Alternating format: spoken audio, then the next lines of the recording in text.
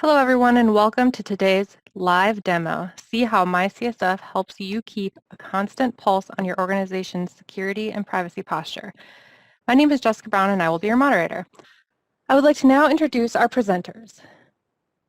Jeremy Huval, Chief Information Officer at HITRUST, Dennis Palmer, Director of Customer Experience at HITRUST, and Eric Rozier, Director of Client Development at HITRUST. Eric, I would like to now hand it over to you.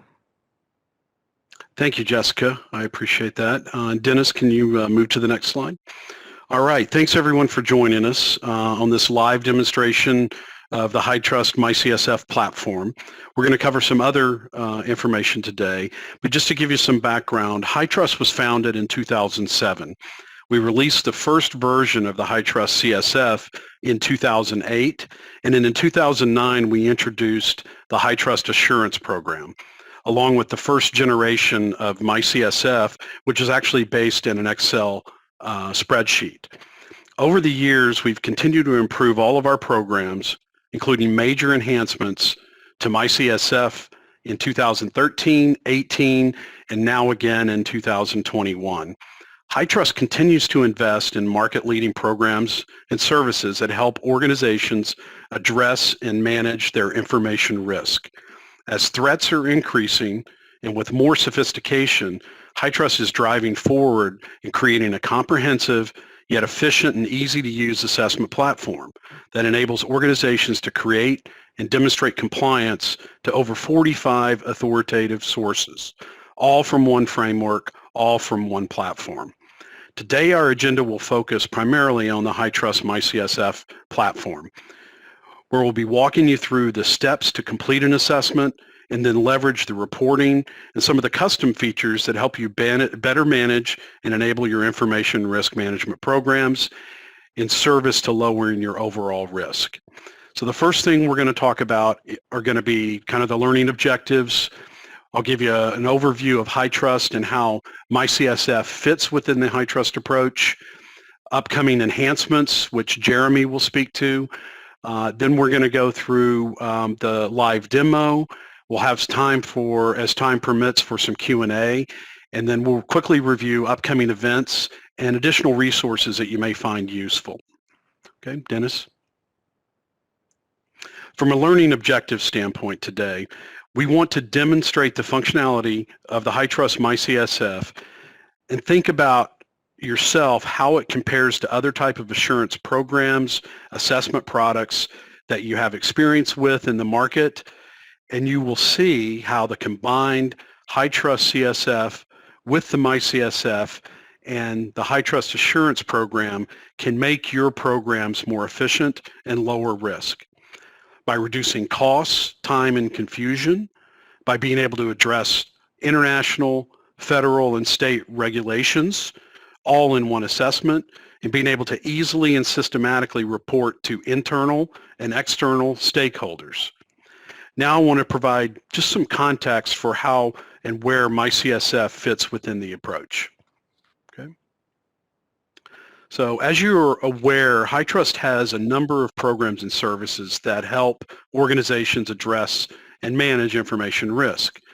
The HITRUST approach eliminates the need for multiple assessments, reports. It scales and customizes to adapt to your organization's growing needs. MyCSF is based on the most up-to-date framework that incorporates all the federal and state regulatory items concerning security and privacy. MyCSF is a SaaS platform that connects the HITRUST programs and services that enable organizations to efficiently assess, report, and provide assurances to stakeholders. In a few minutes, Dennis will show you how these key programs and services manifest themselves and come together within MyCSF. But first, I want to turn it over to Jeremy, our Chief Innovation Officer, and he'll update you on some of the recent enhancements to MyCSF and some of the future enhancements that are planned. Jeremy? Yeah, thanks, Eric. So we constantly make updates and enhancements to MyCSF to continue to make the SaaS platform better and better over time. So we certainly don't rest on our laurels and say that the software is done. Instead, we, like I said, just constantly make enhancements like new reports, new capabilities, support for new assessment types. And so what I've got here is certainly not an exhaustive list of all the updates we've made in 2021 so far and plan to make throughout the rest of the year. But this is just a highlight of a few of the more impactful ones. And so I'll talk briefly about each. So the AIE, or Assurance Intelligence Engine, is a new capability that I'm personally excited about. It uses It uses a patent-pending approach to analyze assessment documentation to look for quality-related issues or oversights or errors that might be buried deep inside the assessment documentation. So for assessments as large and complex as HITRUST assessments can sometimes be, doing a meaningful, really deep quality review can take time and get tough, and we thought it was meaningful and valuable to complement manual review efforts with automation behind the scenes that will just look for stuff that, if undetected, would detract from the reliability of resulting reports and assurance mechanisms produced through a HITRUST assessment. So for example, and this is just one of many examples I could have pulled from, it's got a rule set of hundreds of quality rules that it'll check against assessments, but just for example, if an assessment contains multiple requirements dealing with a common topic, maybe like wireless access, the AIE behind the scenes will check to make sure that those requirements are treated consistently by way of applicability. So if in the assessment one of those requirements is labeled not applicable on the basis that wireless access is not in scope, and another requirement dealing with wireless access in the same assessment is tested as fully compliant, it's sort of a contradiction, so the AIE would raise that condition to the assessed entity and to the assessor, if there is one, as a heads up, and then give recommendations about how to address that kind of issue. So stuff like this behind the scenes enabled through the AIE adds efficiency to the already comprehensive assessment review process built into the HITRUST approach by adding a layer of automated checks to complement those manual reviews that HITRUST might do, that the assessor might do, or that the assessed entity might do. The HIPAA Compliance Reporting Pack is also pretty exciting in my opinion, and so it works as follows. An assessment's configured to include HIPAA as a regulatory factor. Specific information required to evaluate the organization's HIPAA compliance stance is collected and evaluated just during the assessment process. So much of that same info is what's requested by federal regulators in the course of a HIPAA investigation should the assessed entity have to go through such investigation.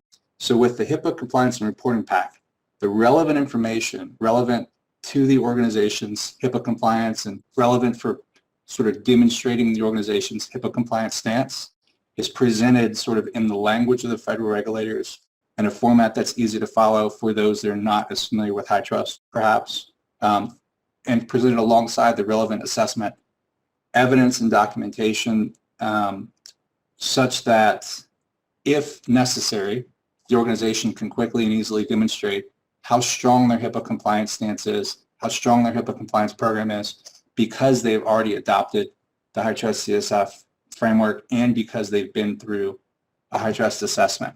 Now that the output of this pack can be shared directly with investigators or internal and external stakeholders. It's just another example of our assess once, report many approach. And along with this HIPAA Compliance and Reporting Pack, HITRUST also introduced a new no-cost regulatory assistance center to further support organizations who have gone through a HITRUST assessment, have a HITRUST certification, as they prepare to undergo any kind of regulatory HIPAA audit with a federal regulator, if necessary. Support for the V10 HITRUST CSF. There's several updates behind the scenes we're making to MyCSF to enable the tool set to support performing an assessment against version 10. Now I realize this isn't a version 10 webinar. Just one example is we're updating MyCSF to support a little bit of a different structure and organization of the HITRUST CSF. For example, removing assessment domains in favor of control categories and providing additional views to still navigate the CSF with assessment domains if that's the preferred way to navigate the content. The cloud-based evidence storage update is also pretty exciting, and so how it works today as an assessment tool assessment information is just captured in the course of performing an assessment. Now, if the organization has chosen to upload that evidence into MyCSF and use all the electronic workflows dealing with evidence, upload and tracking and linking, that evidence is uploaded into the HITRUST certified cloud environment that MyCSF uses. So this new option will give the assessed entity the ability to instead have that evidence stored on their secure cloud environment instead of the cloud environment that MyCSF uses. So this is exciting because it gives the assessed entity more control over where their data goes and whether or not it leaves sort of their ownership. It just gives them more ability to cut access to that data off if necessary, see who's accessing it, etc. So this is just another one of many sort of changes that helps usability of the tool and security of the tool. And last major change on this slide is reservation-based QA scheduling. And so this adds the ability for the assessed entity and the assessor, if an assessor is used, to specify using a module within MyCSF against the calendar when HITRUST QA of their assessment will start. Now this is relevant only for validated assessments. It'll be all within the tool. We'll have a new reservation-based scheduling system. And I've got the dates in bold below, so everything I just mentioned either has already gone live in MyCSF or will go live in MyCSF at some point in 2021. Dennis, can you please advance to the next slide? So this slide talks about a few of the major MyCSF enhancements that are supporting the HITRUST Approach 2.0 initiative. Now, these are all focused on the HITRUST CSF Assurance Program, and they're very, very meaningful to those that go through a HITRUST CSF validated assessment with the goal of getting a HITRUST certified report. So there's just a few that I wanted to highlight. Now, all these are slated to go live for general use in January of 2022. We're currently undergoing a closed pilot, closed beta, if you will. And so a lot of this stuff is already developed and we're currently tweaking it right now. And they include some of the following. We've reimagined the validated assessment workflow to give more clarity and clearer ownership of each step along the phase of starting an assessment all the way to getting a draft report and a final report in hand. We've moved around the corrective action plan identification and response into a pre-submission phase to help reduce some wait times or reduce some bottlenecks in the process. And we've added more granular phases around what we call check-in, around answering the assessment, pre-assessment phase, around responding to QA questions that HITRUST might raise during the performance of our quality assurance review of the assessment. And we've added new phases for draft revisions to the draft report as well. We've also got new module within MyCSF to capture web form detail, where previously we were using attached PDFs or attached Word documents. And it also enables us to do electronic signing of agreements using DocuSign integration, which we're really excited about. And we will have in here as well enhanced notifications throughout the assessment process, submission process, and post-submission process, just to help everyone involved in the assessment understand who's got the ball, what's the wait, do I have anything that I own that someone's waiting on me for, and just help improve transparency of what's going on after I finish my assessment. And those same benefits are true for the QA task management module, and this will be one central module that all HITRUST quality assurance questions are tracked through by way of ownership, date asked, date the answer was provided, what the answer was, etc. And that's necessary for us to have much improved status dashboards. So anyone involved in an assessment can very clearly see in MyCSF, like I said, who's got the ball, how long have they had the ball, what's the holdup that will prevent me from getting my report on a certain date, what are the steps necessary between now and me getting a draft report or a final report. So all these things sort of are very relevant to those undergoing a HITRUST validated assessment report. But for that audience, they're very meaningful by way of efficiency, transparency, and overall just satisfaction going through the process. So these are just some of the things that we're very excited about going on in 2021 and early 2022 that are examples of us really turning it up in terms of constant improvements to the platform. So I'll now turn it over to Dennis to talk about the CSF and assessments. Alrighty, thank you, Jeremy.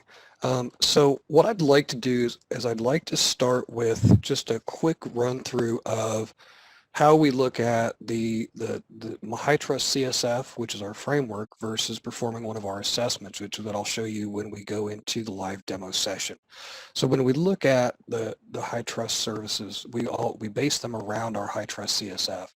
And when you look at the presentation here, what you'll see on the left-hand side is the framework itself. So it's currently based around 14 control categories, 49 control objectives, 156 control references.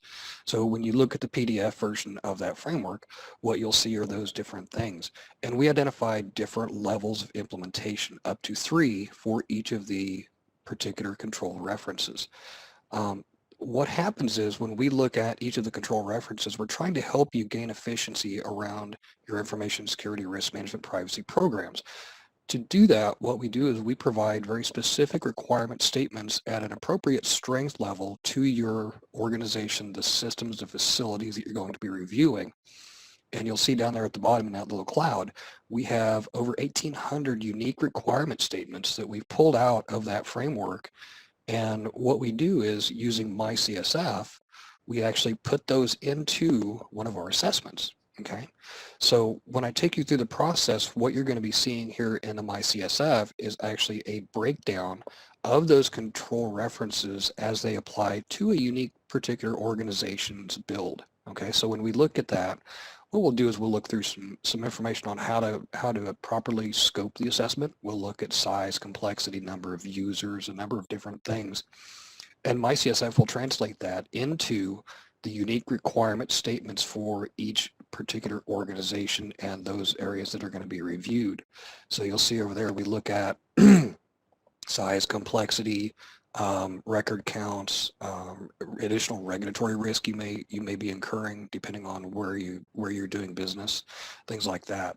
And so for those of you who haven't seen this particular breakdown, this is what you're looking at from going from the HITRUST CSF over into one of our assessments and building out that assessment. Okay, so when I take you through, that's what will be happening over here in the MyCSF, is we're going to break those down and get to the unique requirement statements that are easily identified. We provide the illustrated procedures to evaluate them, and that does help make it a lot easier, especially for organizations who may not have a formal security program in place. Okay. So these are the things that I'm going to point out during the demo. I'm going to take you through creating one of our assessments, and this will include selecting a number of different options, including whether you're going to use this for readiness work or whether you're going to have validation performed on it as that vehicle towards certification, identifying the systems and facilities that the assessment is going to cover, going through the scoping factors, how to get additional help on those types of things if you have additional clarification questions. And then finally, we'll look at scoring the requirements and getting the number of requirement statements included.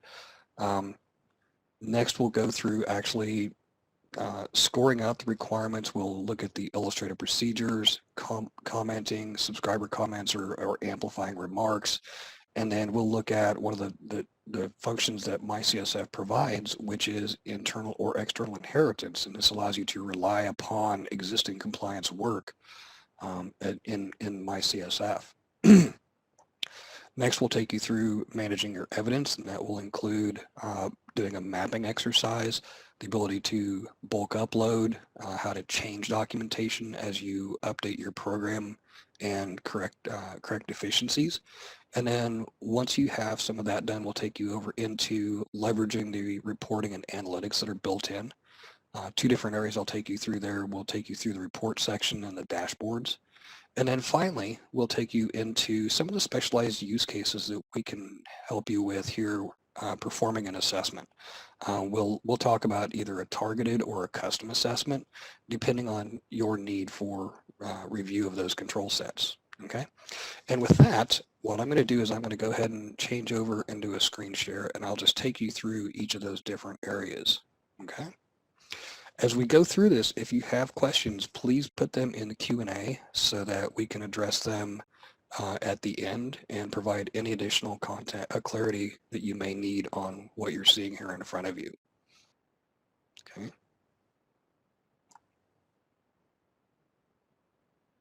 Give that just a second to catch up. And what you're seeing, this is the MyCSF. That software as a service platform that helps you to do those things. So when you look at coming in and performing one of our assessments, we look at building out each individual assessment, and each one has its own particular container that has all the information about that assessment in it. Okay. So to do one of these, very simple, I'm going to take one of these that's existing and kind of take you through the process of what you'll look at.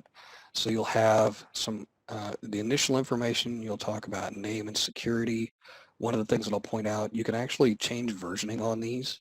So as you go through and if we have updates to the framework itself, or if a different authoritative source comes out that's addressed by a different version of the framework, this tool does support the ability to go through and update the versions as you go through and do your readiness work.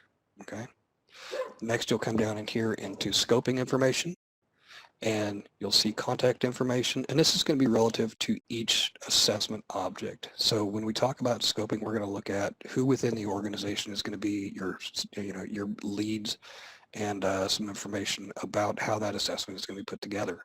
When you look at the assessment options, this tool does support several different versions of that assessment. So when we look at this, we have the ability to create a readiness assessment or a self-assessment. You'll see here down at the bottom. You can also do a validated assessment. You can also use this to choose one of the targeted assessments, which I'll talk about here at the end. And so what we're helping you to do is to start to identify the use for that particular assessment, whether you're going to submit for formalized reporting, whether you're going to use it for ongoing compliance work, basically how you're going to use that particular set of work. You'll see here, I've identified a number of systems that I'm going to be evaluating. All of our assessments are done against implemented systems in a facility of some kind. So when we look at that, what we're looking at is basically high-level system identification. You'll see here I have infrastructure, I have a saving system, I have a credit system. These are very easy to add, manipulate, change, however you need to modify these based on what you're doing. One of the things this can help with is reduce scope creep, so that as you're going through doing the assessment, you can go back and look at what you have in scope of the review and ensure that you have complete coverage of what you're doing testing over, what you're doing the review over. Additionally, it can help to identify areas you may not need to examine as part of this assessment so that you don't do extra work that you don't need to. Same with your facilities. You'll see here we've identified a data center, corporate headquarters. This does act as a repository, so as you go through and fill these out, if you need to add one, it's very easy to do. Just hit the add button, and you'll see a number of these different fields populate into a form. If you need to change any of these, same thing, very easy to modify. The only required field we have in here, and this is common throughout MyCSF, is any of our required fields have an asterisk on them to identify that the field is required. The rest of these are optional to help the user and help the customer understand what is being reviewed. Okay. Next, you'll go into the factors area. This is where you'll start narrowing down what that control set is going to be evaluating. You'll see here that I've selected a non-IT service provider, so they're providing some type of service in support of the business. They are a non-healthcare entity, so this would indicate that they probably don't have PHI in their environment. If they do, you can actually flip that back over and choose a healthcare and indicate whether you're a covered entity, a business associate, basically how you interact with the data. Okay. One thing I will point out really quickly, if you go through each of these different areas, if you ever have questions, you can hit this built-in help function. And what you'll see up here, it actually is context sensitive. So if I pulled into this from this page, it'll pull up any of my scoping factor information, and you'll see something like this. So I triggered this from when I was creating my new assessment object, and this pulled me into the user guide. I can also look at the factors over here, and there's a lot more information here available to help you understand how to correctly respond to those particular factors. Okay. Additionally, there's built-in support through chat. Okay. But as you go through this, what you'll want to do is narrow down the systems that you're going to be reviewing, and then answer these questions according to how you're going to use this assessment object. And what this is doing is this is taking that 1,800 plus requirement statement set, applying filtering to it, and putting the appropriate strength and control set in place based on your responses. Okay, as you go down, one of the things we recently introduced is the ability to take some of these and make them not applicable or out of scope. So what we did was we put these on the front side to help make these more efficient, so that if you don't have BYOD in your environment, you would select no, and you would put a corresponding comment in here indicating why that is not applicable to this particular assessment. Okay. Down here at the bottom, you'll see these are the additional regulatory factors that you can address. So for example, you'll see HIPAA, and there's several different options for a number of these, including security, privacy, breach notification. If you were looking to meet CMMC, California security privacy requirements, PCI, this actually speaks to the ability to build out a control set so that instead of having 7 or 8 different assessments, you can create a consolidated assessment and have all that information in one area and show you one single pane of visibility across that program, so that you're not redoing work and having to constantly chase down new requirements or rescoring them in multiple different places. Okay. So Hey, one of the hey things, Dennis. yes, Dennis. Hey, I had a question that I think is relevant to kind of where you are, sure. if that's okay. Mm-hmm. The question is, the CSF version should not be changed without previewing/saving the changes in the factors screen, correct? Correct. Yeah, so what'll happen is, and let me show you this real quick. So what Eric's talking about is when you start building one of these, you have the ability to see what the control profile would look like. So if you go over here and hit preview profile, what that'll do is that will show you the control specification and the level at which it's going to be brought in based on your responses. And so what it's doing is it's filtering through all those control sets and identifying the strength each one of those is going to be brought in at. And what will happen is when you change your scoping factors, or if you change your scoping factors, or if you change the versioning, these are going to have to repopulate and rebuild. And so you may end up with a slightly different control set depending on the version of the framework you are reporting out against. Okay. The other way you can look at the workload, and this is really for workload estimation, is under preview changes. And what that'll do is that will show you the number of unique requirement statements that are going to be brought into the assessment. So in this case, this particular assessment would have 264 requirements. Okay. And what'll happen is, like, say, for example, if you wanted to add HIPAA into this, what you can do is select HIPAA, and then let's grab the HIPAA security rule and see what that does. If you hit preview changes now, what it will do is it will show you in the number of requirement statements where you have additional strength required. And so this would add 38 requirement statements. It would move the total number of requirements up to 302. Okay. You can also look at preview profile, and you can do a comparison to see which control sets would be increased in strength or size. And these are designed for workload estimation. You can save these out. All of my reports in here have a standardized control panel. So it's very easy to save these out and keep track of these. Okay. Thank you, Dennis. Sure. So as you go through, then this will be the initial creating the assessment. Okay. These actually can be changed and modified as you go throughout. These are designed to be dynamic. These are not designed to be static until such point as you start doing what's called validation. And so at that point, you would want to lock the control set so that you don't have a bunch of changes in your control set that you're trying to meet. Okay? But these are designed for ongoing use. At any given point throughout the year, if you're using this for readiness work or internal compliance work, you can go through and update the scoping factors, the systems, the facilities, any of the regulatory requirements that you wanted to add in. It's designed to be a dynamic process. So as you're using this tool, you have the ability to react to changes in your environment, whether that be increases in size, increases in complexity, additional reporting requirements or compliance requirements that you may need to meet. But once you have those done, then you'll hit build or refresh assessment.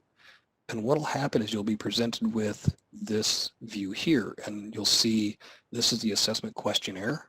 It's currently divided up into 19 different assessment domains. And what happened is all those unique requirement statements were grouped into assessment domains to make it easy and efficient to assess. Okay, and these are designed around risk areas.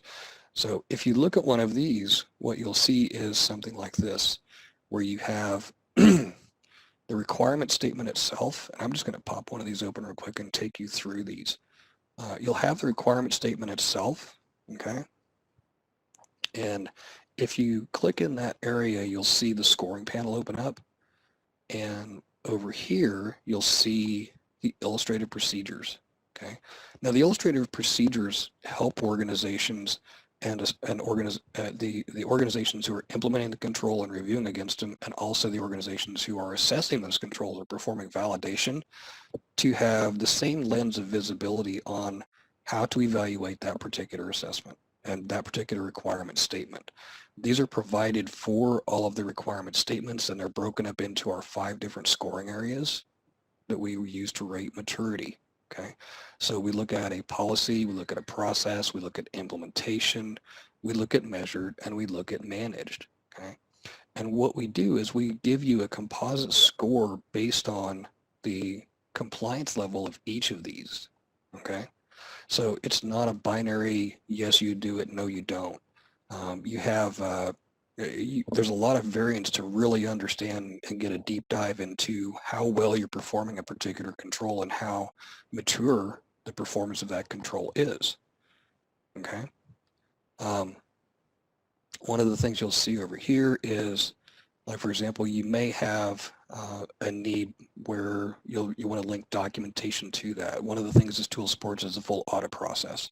So as part of that audit, you'll want to link any supporting artifacts to the assessment. It's very easy to do within MyCSF. If you look over here under linked documents, you'll see that I've already mapped a number of these in. And so there is a implementation testing sample. Okay. And so what I did is I loaded these in, and I actually just did a drag and drop up here. And then once that document existed in my document repository, I selected it as an implementation supporting document. You'll see over here I have a measurement document. This is an operational measurement. I have a policy document. You'll see over here. And so this document repository helps you to support your assessment. And also it is dynamic. So if one of your documents changes, you can put an updated document in, and it will overwrite the old document so that the mapping would stay consistent with that. Okay. But you may also have something like this where you have, for example, this is actually showing a deficiency. Okay. So when you look at something like this, you'll see my policy is only 25% compliant.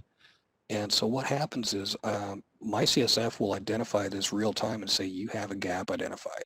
Okay. And it'll allow you to build out a corrective action plan. Okay. So if you look over here, this is one of the corrective action plans that I've identified, and I don't have a policy in place for this, so I just built out a policy corrective action plan.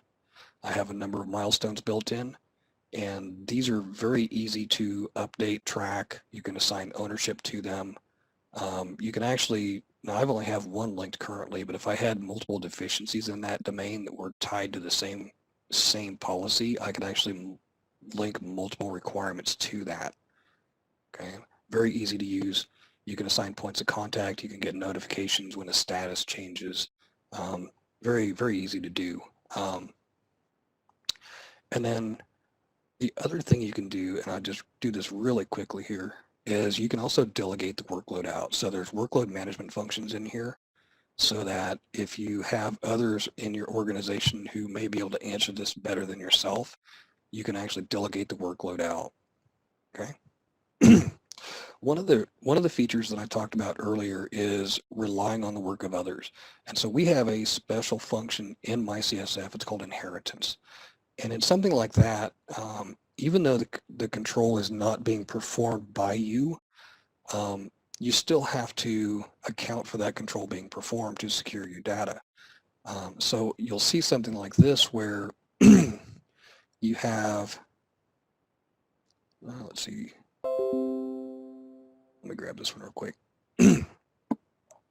So on something like this is actually going to be done by my data center.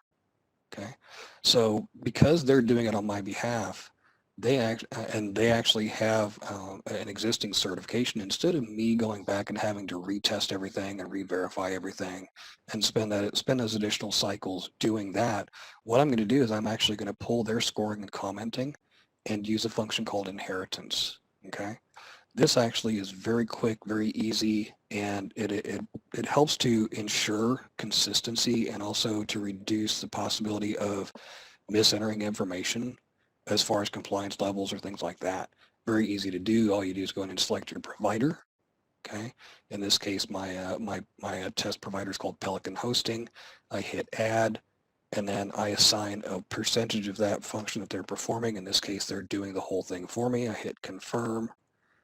And then what it'll do is it will actually send a notification out to Pelican Hosting and say, Pelican Hosting, HITRUST is trying to inherit this scoring from you. Do you have them in your environment, and will you allow it? Once they say yes, then what would happen is these scores would populate back in here, and this would be considered a verified score, validated score.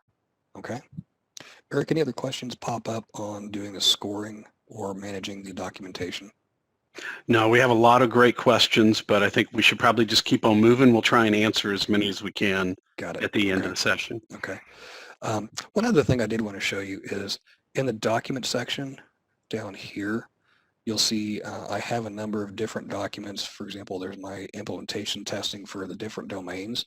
As I go through and update these, it's very easy to keep on the front side of these and update. All you do is just hit edit.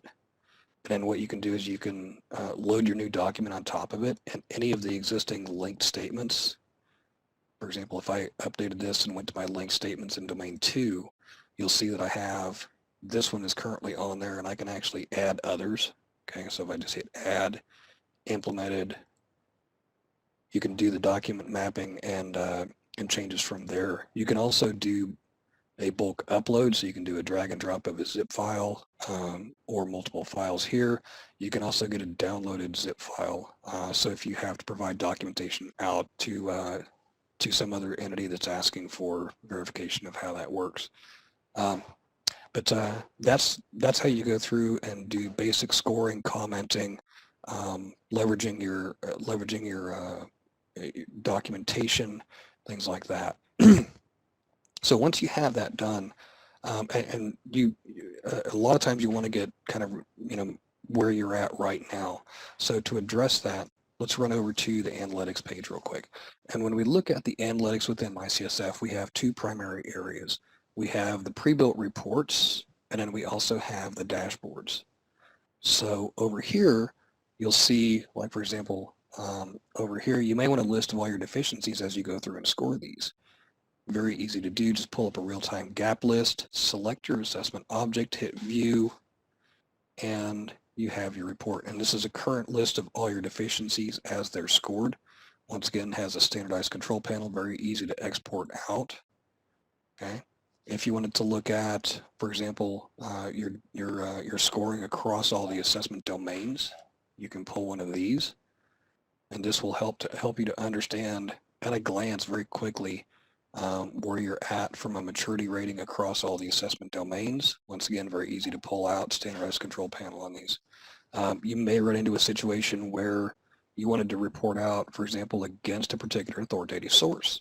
So to do that, what you can do is come in here, and this is going to be based on existing work relative to a different framework. So this is actually a CSF security assessment and say I wanted to go back and map that over to, let's go grab NIST real quick, the NIST CSF. So if I wanted to report out against someone who's looking for the NIST CSF, this is very easy to do.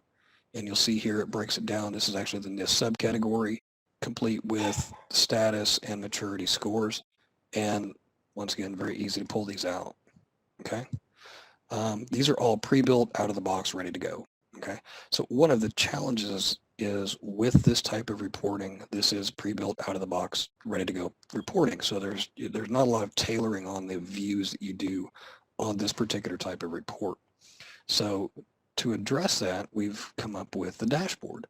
And the dashboard is a different way of presenting that material in a way that's more dynamic, graphic interface, very easy to manipulate the view and tailor the view to what you're looking for.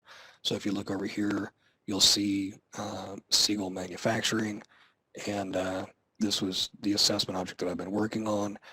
It has currently the domain level detail. If I wanted to roll it up and get more detail on each one of these, I can break it down by requirement statement. If I wanted to filter these out, all I do is select over here in the graphics area, and it'll change and select the view that I have based on that particular filter set. I can break it down into a requirement statement. If I go over here, just click on view details, and there's a number of different views available here to go through and look at each of those different views. You have compliance, you have residual risk, documentation sets, and this thing is really easy to get to the view that you're looking for. You can do it by domain. If you hit reset, that takes you back up to the default view. Very robust reporting module. Okay. One of the last things that I wanted to talk about before I turn it back over to Eric is the ability to generate a unique type of assessment that we would either look at as a targeted assessment or a custom library assessment. And you'll see down here, I've built out a couple of libraries. And what this allows me to do is to go in and out of that 1,800 plus requirement statement set, if I'm looking for a very particular specialized subset of that, what I can do is I can actually build out a different library. And so when I build out my assessment, it would only populate those particular requirement statements that I selected by hand, okay? So in that case, it'll only populate those, you know, say I pick 30 or 40 of them if I'm doing a light review of an organization. Or I may look at, for example, I built one out recently against ransomware requirements or control sets. But this tool does allow you to do that. The other thing that I'll show you is you can actually do what's called a targeted assessment. And so in this use case, what I'm looking at is instead of using the logic within MyCSF that tailors it based on risk, what I'm doing is I'm actually going to tailor it to a particular control set. And so this allows you to go through any of the current authoritative sources that we have referenced and very selectively pick and choose the requirements that you want brought into your assessment so that this would provide coverage over, for example, the NIST CSF 853, FedRAMP, and it allows you to really tailor that set of requirement statements that you would have brought into the assessment. Okay? And with that, what I'm going to do is I'm going to turn it back over to Eric for just a minute, and we will open up a Q&A session. Give me just a second here. While you're doing that, I just want to remind everyone you may submit written questions using the Q&A panel at the bottom right of your screen. Please type the questions into the text field and hit send. Please keep the drop down as all panelists. Okay. And so next we will start looking at Q&A that was submitted. Eric? Yeah, Dennis, thank you. Yeah, we have a lot of good questions. Let me just start, and I think it's good we've got Jeremy on the phone as well because he can probably address some of these. But the first question I want to go to is when will the HIPAA Compliance Reporting Pack be available, and is it available for version 9 of the CSF? Yeah, good question. So we're currently targeting into this month for the HIPAA Compliance and Reporting Pack capability within MyCSF to be available.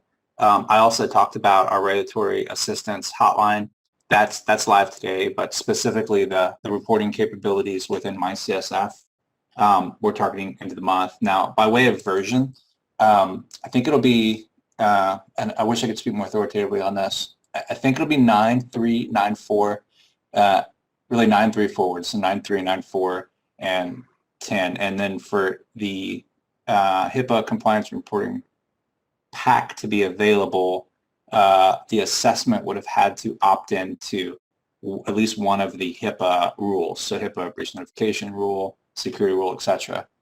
So if, for example, you've completed a 9.3 assessment already and you chose to include HIPAA in that assessment, then, April 1st, you'd be able to go into MyCSF and you'd have access to the HIPAA Compliance and Reporting Pack. Great. Thanks, Jeremy. Yeah, we're always available.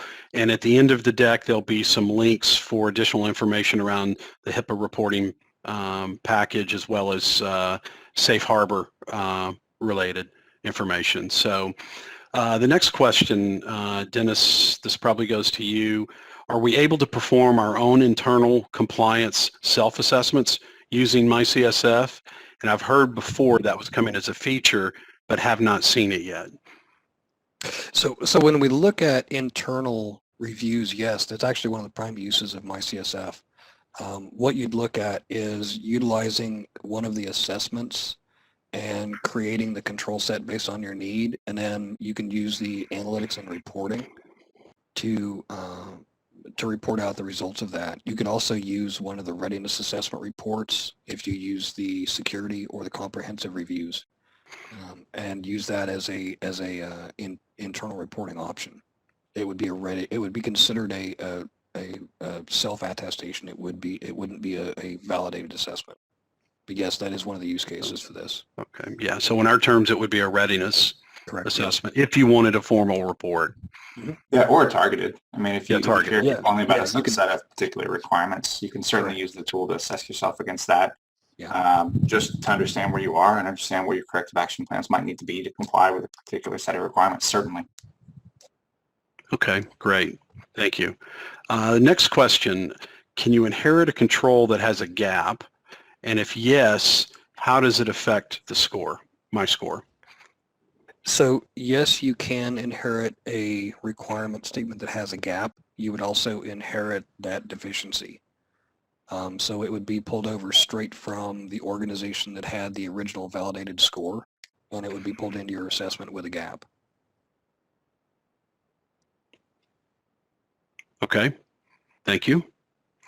The next question is, and I think I'm understanding this correctly, let us say one of our DCs is already HITRUST certified. What is the process of getting inheritance from that assessment? So let me kind of phrase the response. If you're looking at, you have an existing data center with a HITRUST certification, what you'd want to look at is what next level up, so basically the systems that are supporting operations within that, and what you can rely upon from an infrastructure standpoint, including BCDR, physical environmental controls, things like that. So the next step would be, depending on how you're going to rely upon it, whether you're using inheritance or reliance, to go through, generate the scope, make sure that your existing testing on the other assessment covers that, and then use, like I said, the inheritance function directly, or you could also rely upon the results of that report. Okay, thank you, Dennis. Next question. How do you score when a third party is only responsible for a percentage of the requirement? Example, 75% of the inheritance and the subscriber is responsible for 25% of the requirement. So there's actually a breakdown for inheritance. When you request inheritance, you can do what's called partial inheritance. And so when you look at the shared responsibility matrix, you'll see a number of requirement statements and control specifications that lend themselves toward partial inheritance or shared responsibility. And what you do is you would select the partial inheritance function and then assign the percentage that the provider is giving of that function, and then you would have a scoring panel that populates, and you would enter your scoring for the remaining percentage. And then MyCSF actually aggregates those scores for you. Yeah, we call that weights. And so you can have maybe multiple providers. So if you're in some kind of, I don't know, hybrid cloud environment, for example, and you've got some on-prem tech that's all in scope, you can give multiple providers each their own weight, totaling 100, including your on-prem stuff. And MyCSF will support sort of the overall requirement score and observance of the weights that are entered when the inheritance is configured. Okay, thank you, Jeremy and Dennis. Let's catch a few more questions and then we'll wrap up. I think we've talked about this, but I want to make sure everybody understands it because we have a few questions around it. Can the same tools in MyCSF be used to prepare for the interim assessment as well as the full assessment? So yeah, one of the functions that MyCSF supports is the ability to transition work and support the full process as you go from a readiness assessment. What you would do is you would change the options from a readiness assessment over to a validated assessment, and that will turn on the functions that the external assessor needs to perform validation on it. Any existing work would remain, and what it'll do is it'll just open up the option panel so that you can perform validation on that object once you have the initial customer scoring entered. Yeah, and then when the time comes for the interim assessment, there's workflows built into MyCSF to sort of spawn the interim assessment object from the validated assessment. And those interim assessments would come sort of at the 1-year anniversary of receiving the HITRUST certification. So yeah, the features and functionality that Dennis walked through today do support performance of the interim assessment as well. It's all within the tool. Okay, I think we have time for one more question. It's probably for Dennis and Jeremy. Can we leverage MyCSF if we are looking to achieve HITRUST with SOC 2? Yes, so the versions of the framework from 9 up were mapped over to the AICPA Trust Services Criteria and Principles. So if you're looking at doing a combined SOC 2 with a high trust, and there's a couple of different ways that you can work that. You can support, MyCSF does support that, and you can also look at the mapping and see results within MyCSF against that those trust services criteria and principles. Okay, thanks, Dennis. And again, I want to just remind everyone you continue to ask questions as we wrap up the session. Also, we will be responding individually to you with answers to your questions within the next week. The webinar will be posted on our website in a couple of days along with the slides. So Dennis, let's move on to upcoming events. And sorry, this is Jeremy. One more thing. If you did ask a question that we didn't get to, be on the lookout for us to contact you with responses. So yeah, just but for the sake of time, if we didn't address something, it doesn't mean we didn't see it. Right, yeah. We're looking at all of them and we'll review those. So, okay, great. Thanks, Jeremy. Thanks, Dennis. Just to kind of highlight some of the upcoming events that we have, we've got a HITRUST sponsored webinar preparing for CMMC. We had a webinar earlier or late last year around CMMC and the integration into the CSF and MyCSF. But again, there'll be another one on March 17th. You can click on this link from the presentation and sign up for that. We do have in April a HITRUST Community Extension Program. That'll be a virtual event. It'll be over several days, a few hours each day. So it'll be spread out to accommodate schedules. But that is open to people, and the Community Extension Program is really our way of reaching out to organizations and walking them basically through the whole HITRUST approach. It's very comprehensive end-to-end review of our programs and services, along with some breakout groups and a lot of Q&A that goes on during those sessions. We also have our fingers crossed. We believe HIMSS at this point is going to be live and in person.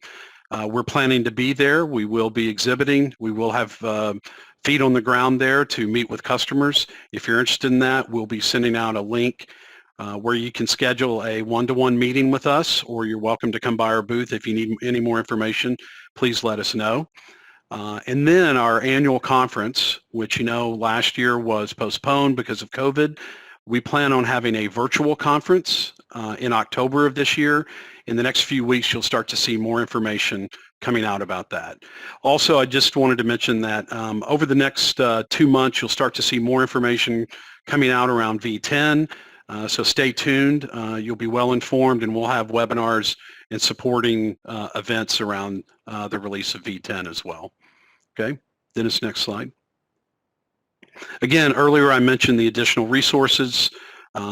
There's some information, a data sheet on the MyCSF platform, some key benefits, and then also a lot of information on HITRUST and HIPAA Safe Harbor, as well as the HITRUST approach to HIPAA compliance.